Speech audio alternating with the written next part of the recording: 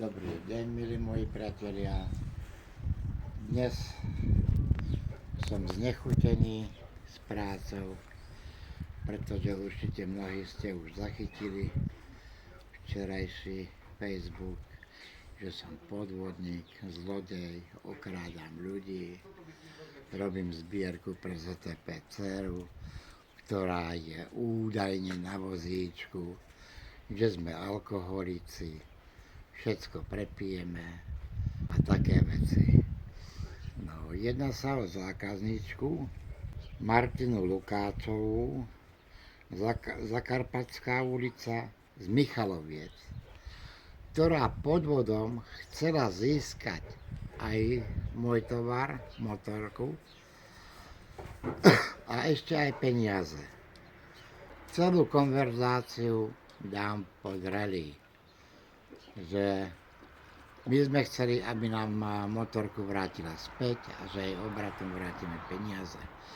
Ona to nechcela, ba naopak, ona tú hojdačku posunula tretej osobe, čo znamená, že bola s ňou spokojná, neprišlo jej to v žiadnom zlom stave, lebo nám aj odfotila, a aká motorka prišla.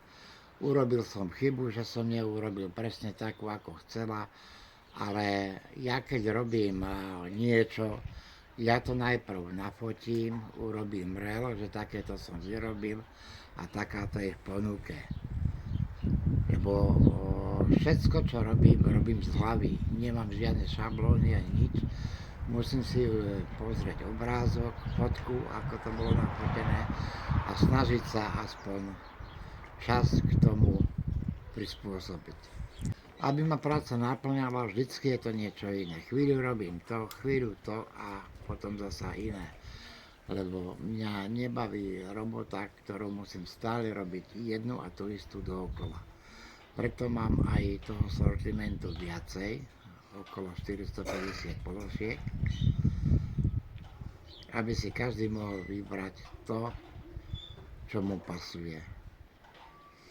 Mám ešte jednu čiernu ovcu v rodine, s ktorou si ideme dať na poriadok, ktorá taktiež o nás rozširuje, že sme zlodeji, podvodníci, alkoholici, že chodíme špinaví po výletoch. S našimi plnými adresami. Tak, s našimi plnými adresami, s telefónnym číslom, čo už nasmeruje k trestnému, čo sa už týka trestného stíhania.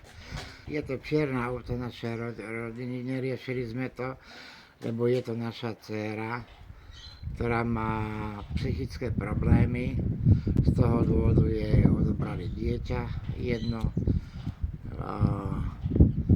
a síce je to naša dcéra, ale vystupuje na Facebooku pod rôznymi anonymmi, Nika, anonym, číslo to a to. Prosím vás, potreboval by som aj z vašej strany takúto pomoc. Ak sa vám niečo takéto niečo objaví, nahlasujte to, lebo administrator s tým nerobí nič.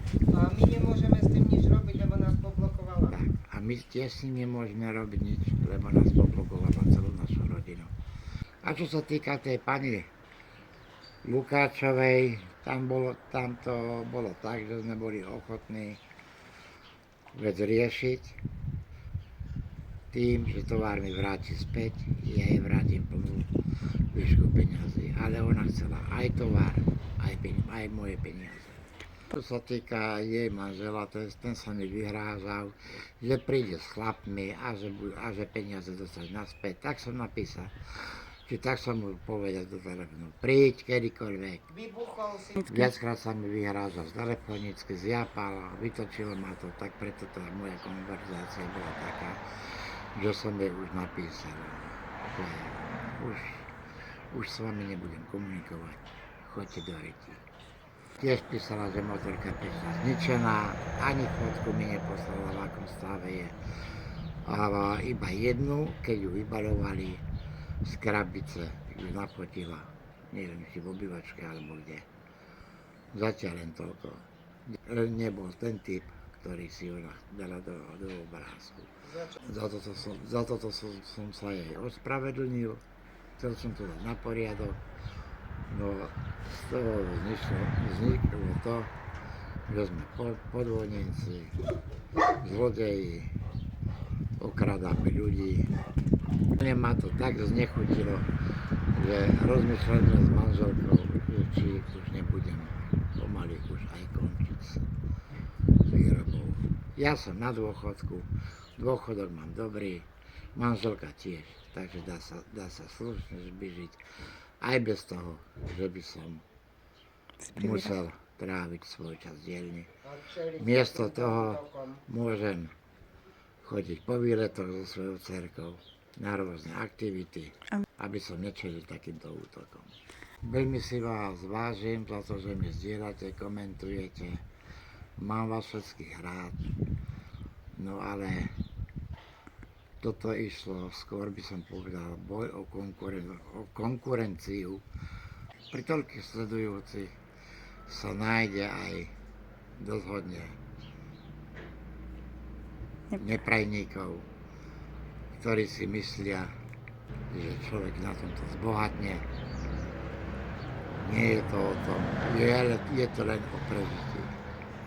Ak by sa náhodou stala nejaká chybička, alebo prišiel polámaný môj produkt k vám, za to neznesem zodpovednosť, ale som ochotný vám tovar buď vymeniť, alebo opraviť na svoje náklady. Ide to cez poštu, dokonca som videl na vlastné oči ako kuriér, nie že by balík zobral do ruky, ale kopal si ho pred sebou do auta, takže aj takíto sú ľudia. Ďakujem, že ma sledujete, teším sa na vaše reakcie, píšte, komentujte, zdieľanie. Ďakujem ešte raz, dovidenia na budúce.